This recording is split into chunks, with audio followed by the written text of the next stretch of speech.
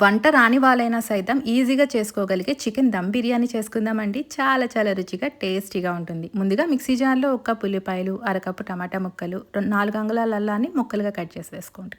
అలాగే 10 చిన్నుల రెబ్బలు వేసుకొని మెత్తగా గ్రైండ్ చేసుకోండి. ఒక గిన్నెలోకి 4 టేబుల్ స్పూన్ల దాకా ఆయిల్ వేసుకొని 3 ఉల్లిపాయలు చిలికలుగా కట్ చేసి వేసుకొని బాగా వేయించుకొని సగం వరకు సపరేట్ చేసుకోండి. తర్వాత స్టవ్ అనేది ఆఫ్ చేసేసుకుని దీంట్లోనే కేజీ చికెన్, 2 టేబుల్ స్పూన్ల కారం, టేస్టీతో అంత సాల్ట్, 1 కప్పు పెరుగు, 1 టేబుల్ స్పూన్ పసుపు, 1 టేబుల్ స్పూన్ ధనియాల పొడి, 1/2 టేబుల్ స్పూన్ గరం మసాలా, సన్నగా తరిగి పెట్టిన కొత్తిమీర, అలాగే గ్రైండ్ చేసి పెట్టుకున్న ఈ టమాటా ప్యూరీని అంతా వేసుకొని మిక్స్ చేసుకుని అరగంట పాటు పక్కన పెట్టేసుకోండి.